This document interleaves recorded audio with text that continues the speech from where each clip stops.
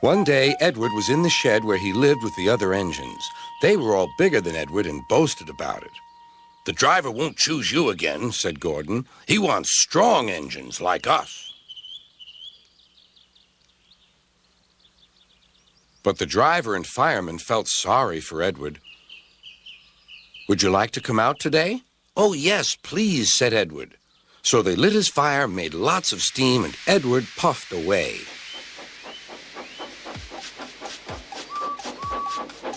The other engines were very cross at being left behind.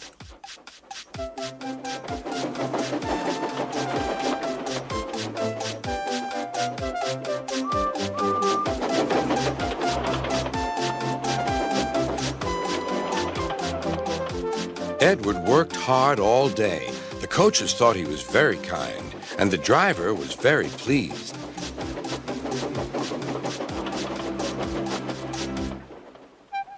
"I'm going out again tomorrow," Edward told the other engines that night. "What do you think of that?"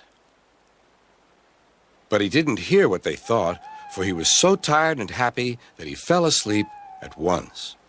Next morning, Edward woke up to find nothing had changed. Gordon was still boasting. "You watch me, little Edward, as I rush through with the express. That will be a splendid sight for you." "Goodbye, little Edward. Look out for me this afternoon."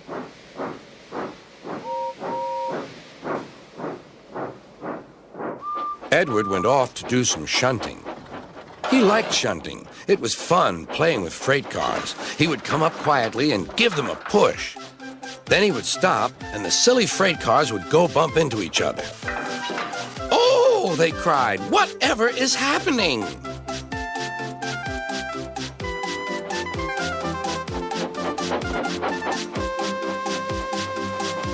Edward played till there were no more freight cars. Then he stopped to rest.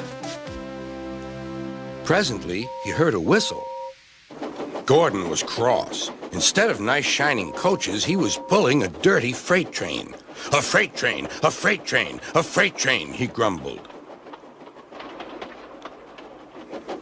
"The shame of it, the shame of it, oh, the shame of it."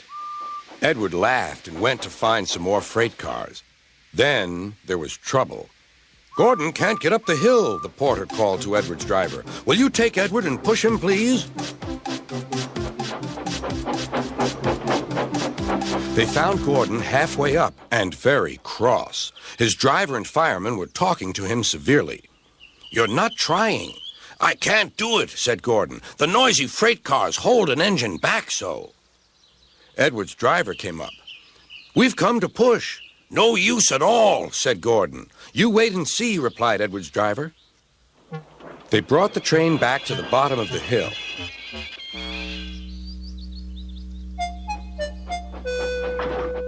"I'm ready," said Edward. "No good," grumbled Gordon. They pulled and pushed as hard as they could.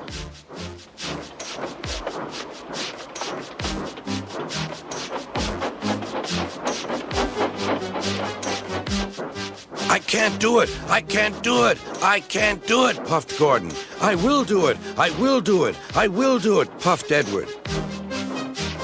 Edward pushed and puffed and puffed and pushed as hard as ever he could. And almost before he realized it, Gordon found himself at the top of the hill.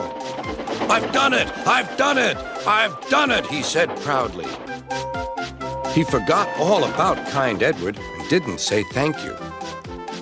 Edward was left out of breath and far behind, but he was happy because he had been so helpful. At the next station, he found that the driver and fireman were very pleased with him. The fireman gave him a nice long drink, and the driver said, "I'll get out my paint tomorrow and give you a beautiful coat of blue with red stripes. Then you'll be the smartest engine in the shed."